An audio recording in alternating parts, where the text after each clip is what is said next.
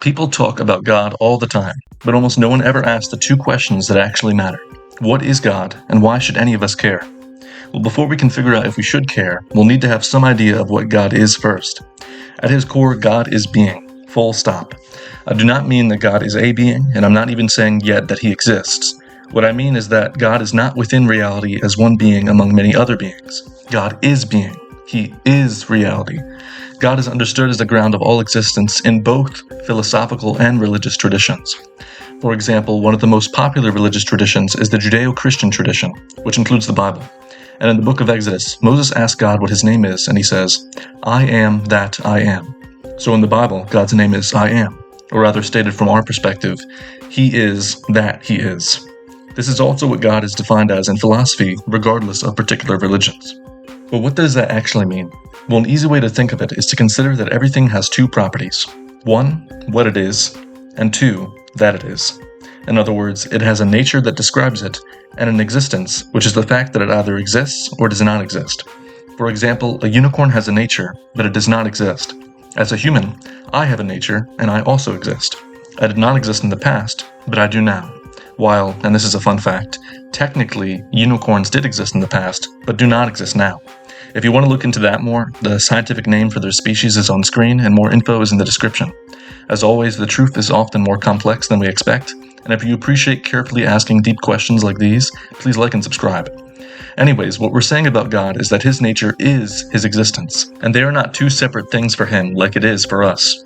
What he is that he is. Again, he said, "I am that I am." As St. Thomas Aquinas put it, God is ipsum esse subsistens, which is Latin for God is subsisting being himself.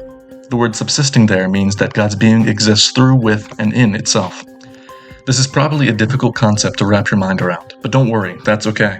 The way we usually understand things is to break it apart into pieces, see how each piece works independently, and see how they work when put back together. But with God, we cannot do this because he has no pieces. He's one infinite, simple, eternal act of existence, so we cannot understand him the way we understand everything else. In fact, we cannot say things that are literally true about God in a positive way, but rather we can only say things that are literally true about God in a negative way. As St. Thomas Aquinas put it, we cannot know what God is, but rather what he is not. For example, if I say God is powerful, then in one sense that is true by analogy, but it is not literally true. What we mean by the word powerful is not the same thing as the infinite power of God, because our idea of power is wrapped up in too many images and earthly ideas of what power is. However, it is true by analogy. Just like the power of a storm is similar to the power of a mind, our understanding of power is similar to the true power that God has. Even when we say things like, God is infinite, what we're actually saying is that God is not finite, because that's what infinite means.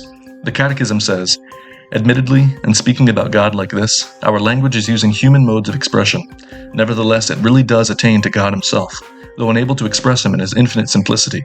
Likewise, we must recall that between creator and creature, no similitude can be expressed without implying an even greater dissimilitude, and that, concerning God, we cannot grasp what he is, but only what he is not, and how other beings stand in relation to him." Speaking about God by analogy is called analogical language, and speaking about God by stating what he is not is called apophatic language.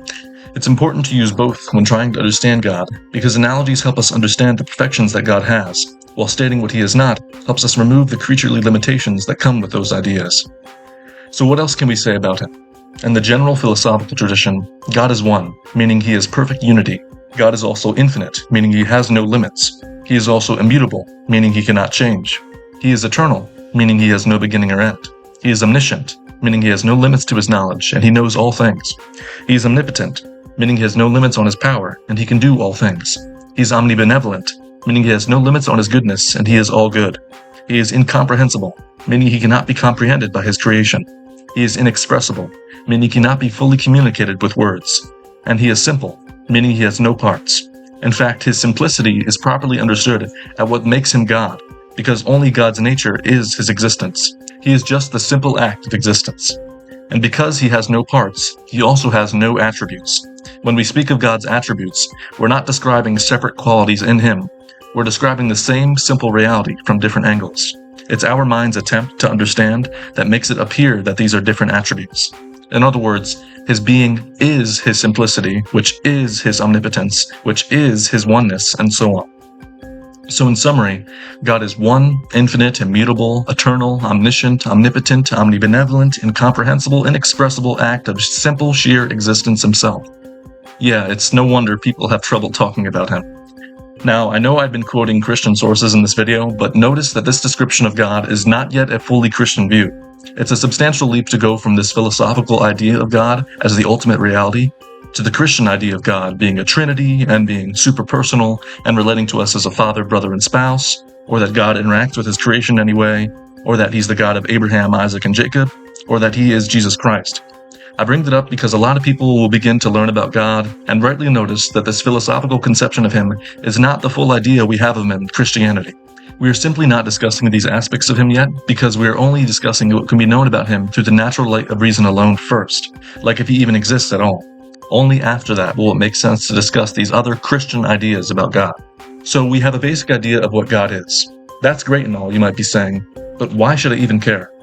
Well, the thing is, whether or not God exists is either of infinite importance or of no importance at all.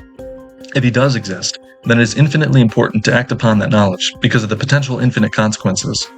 If he does not exist, then it does not matter at all because there are no consequences if you choose to live as if he does exist or doesn't exist. Really, those are the only two honest options. God cannot be mildly important to somebody. If you're being honest with yourself, he should either be infinitely important to you or not important at all. The New Testament communicates this idea in a really strange way. In the book of Revelation, God says to one of his churches, "I know your works. You are neither cold nor hot. Would that you were cold or hot. So because you are lukewarm and neither cold nor hot, I will spit you out of my mouth. For you say, I am rich, I have prospered, and I need nothing, not knowing that you are wretched, pitiable, poor, blind, and naked." Allow yourself to recognize how strange this image is. I mean, God is spitting the lukewarm out of his mouth because he would prefer them to be cold rather than lukewarm? What could that even mean? Why would he prefer someone to be cold rather than lukewarm?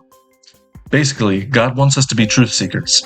He wants us to be honest with ourselves, and either you believe in him or you do not. However, some people try to have it both ways and sit on the fence, so to speak. These people keep flip-flopping their lifestyle back and forth when it suits them. They just try to live comfortably in this life and they do not care about what is true. It would be better for them to just admit to themselves that they are not believers and so be cold, because their fundamental orientation would at least be towards the truth. And so God spits the lukewarm out of his mouth because he cannot work with them. The image is that he cannot digest them and so incorporate them into his body. He chews on and crushes the people that are honest with themselves to help them come to him, but he spits out the dishonest. Obviously, hot food is better than cold, but cold is better than nauseating lukewarm food. So let's be honest with ourselves and admit that God is either of infinite importance if he exists, or of no importance if he does not exist. So what are the arguments for and against God's existence? Now, these are only first impressions, not full arguments, but at a first glance, it seems like God exists because things come into being, which implies there's some beginningless beginner. Things change, which implies there's some unchanged changer. Things exist right now, which implies there's an ultimate necessary existence upholding it all. The world is ordered, which implies some unordered orderer. The fact we have perceptions at all in the first place implies something beyond the physical, since it does not appear that physical reality alone can explain it. We long for an infinite happiness, which implies there must be some satisfaction corresponding to that desire. We perceive morality as fact, which implies some ultimate moral standard. And historically, people claim that miracles really do occur, which implies there is something above the laws of nature that can intervene and make exceptions. However, also at first glance, it also seems like God does not exist, because science seems to make him an unnecessary idea. To some, it seems the only things that exist are the fundamental particles and the forces that guide them. It seems like the idea of God is special pleading, because if he created all, then who created him? It seems like God has incompatible and self-contradicting properties, because if he's omnipotent, then he should have the power to remove his power. It seems like the idea of God ruins our foundation of natural faith and logic and sense experience, because God could have made a world where our thoughts and senses deceive us. And most of all, if God is so good, then why is there so much evil? These are a lot of important questions to go through, and we can't do it all in one video. So that's what our next batch of videos will be about.